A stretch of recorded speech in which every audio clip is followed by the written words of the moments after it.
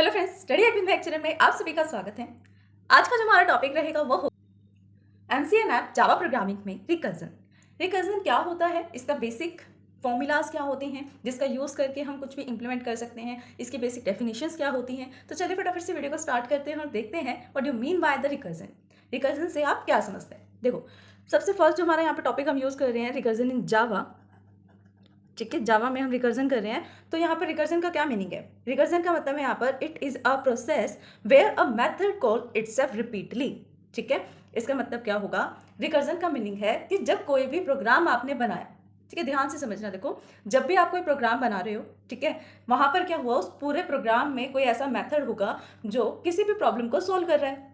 Methods, functions आप क्यों बनाते हो, ताकि आप कोई टास्क परफॉर्म कर सको, राइट, या फिर कोई प्रॉब्लम को सॉल्व कर सको। तो वही यहाँ लिखा है कि एक ऐसा प्रोसेस है जिसके अंदर आप प्रोग्राम में आपने कोई मेथड बनाया है, वो मेथड खुद को ही कॉल करे जा रहा है।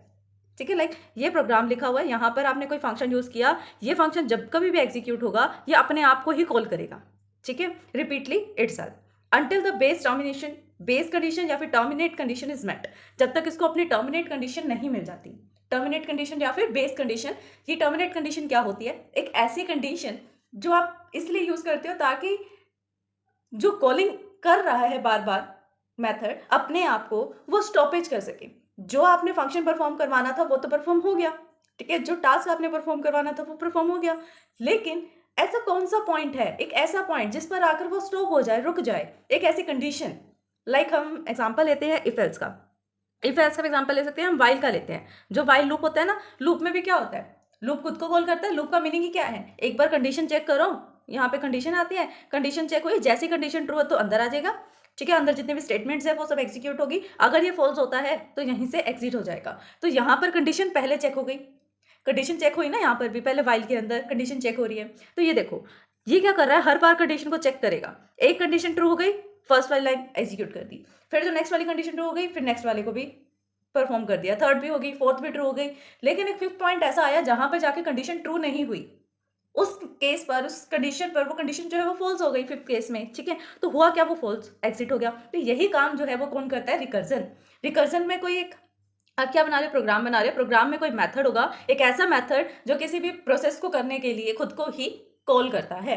कब तक कॉल करता है, जब तक उसको कोई बेस कंडीशन नहीं मिल जाती, बेस कंडीशन या फिर टर्मिनेशन कंडीशन की। हाँ, मुझे अपने आप को कॉल करते रहना है, लेकिन अगर जहां कहीं पर भी मुझे ये कंडीशन दिखे, जैसे ये कंडीशन मिल जाए मुझे स्टॉप होना है, एक ऐसा फंक्शन। ठीक है, it's solve complex problem by breaking them. ये काम कैसे करता है, ये इसकी मेन वर्किंग है, आप लिख भी सकते हो यहाँ पर, इसकी जो मेन वर्किंग है, मेन वर्किंग क्या है यहाँ पर, it solves complex problem by breaking down into a similar problems. ठीक है, सिमिलर सब प्रॉब्लम्स।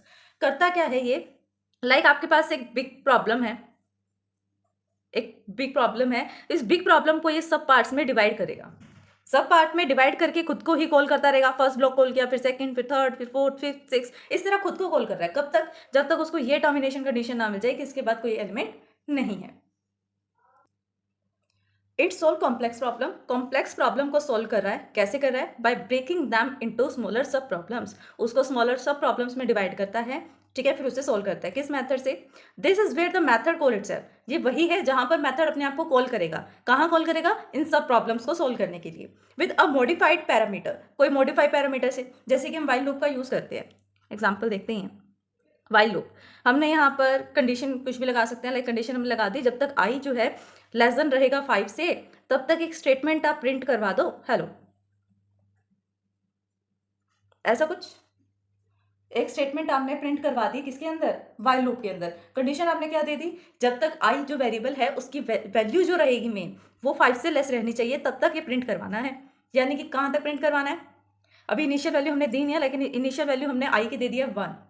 ठीक है, देखो, अब जैसे आई की इनिशियल वैल्यू 1 है, पहले 1 पे चेक करेगा, क्या 1 लेस देन 5 है, ऑब्वियसली 5 से कम है, तो फर्स्ट पैरामीटर क्या मिला, 1, कंडीशन ट्रू। फिर सेकंड इंक्रीमेंट होगा, इसके बाद आई प्लस प्लस, आई प्लस प्लस होगा, मतलब कि आई की वैल्यू अब क्या हो चुकी है, 2, 2 लेस देन 5 है, यस है। अब देखो कि यहाँ पर पैरामीटर्स जो पास हो रहे थे वो वेरिएबल में हो रहे हैं, जो पैरामीटर्स पास हो रहे थे वो वेरिएबल में हो रहे हैं। वेरिएबल का मीनिंग क्या है, कि मॉडिफाइड हो रहे हैं। वही यहाँ लिखा है कि एक मेथड अपने आप को कॉल कर रहा है, एक मेथड अपने आप को कॉल कर रहा है, call itself with a modified parameter, modified parameter के साथ। Moving closer to the base condition के उतनी ज़्यादा क्लोज आ रहा है, ठीक है। अब यहाँ पर हम 2 तक पहुँच गए, फिर 3 आएगा, 3 लेस देन 5, फिर 4 लेस देन 5, फिर 5 लेस देन 5, ये कंडीशन जो है सो टर्मिनेशन में मिल गई।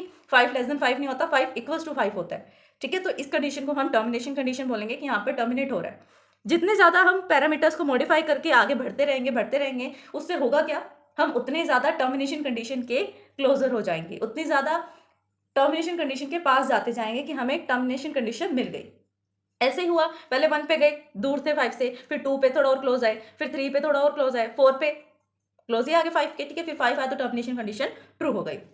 It has a base case for the preventing it a infinite loop.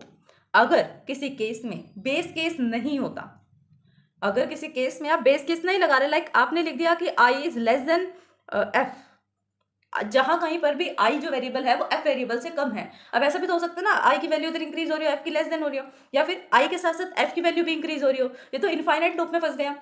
तो अगर आप एक प्रॉपर बेस कंडीशन नहीं देंगे तो इसका मतलब क्या है, आप इनफाइनाइट लूप में फंस रहे हैं। इनफाइनाइट लूप मतलब एक लूप पे आप चलते रहेंगे, उसका कोई डेड एंड आपको मिलेगा ही नहीं कि इस लूप से आप बाहर कैसे निकलें। इस लूप से बाहर निकलने के लिए हम किसका यूज करते हैं, टर्मिनेशन कंडीशन या फिर बेस कंडीशन। वहीं यहाँ लिखा है कि बेस कंडीशन किस लिए यूज हो रही है, बेस कंडीशन किस लिए होती है, preventing it from the infinite loop, ताकि वो इनफाइनाइट लूप से हमें प्रिवेंट कर सके। तो स्टूडेंट्स आज के लिए बस इतना ही। आई होप के टॉपिक आपको समझ में आया होगा। आज हमने इंट्रोडक्शन देखा है रिकर्जन इन जावा का। इससे नेक्स्ट वीडियो में हम इसका सिंटेक्स और एग्जांपल देखेंगे। अगर आपको मेरी वीडियोस पसंद आती है तो लाइक शेयर सब्सक्राइब करना, कमेंट करना ना भूलें। आपने सब्सक्राइब कर लिया तो अपने फैमिली में, फ्रेंड से सब्सक्राइब करवा सकते हैं। Thanks for watching my video.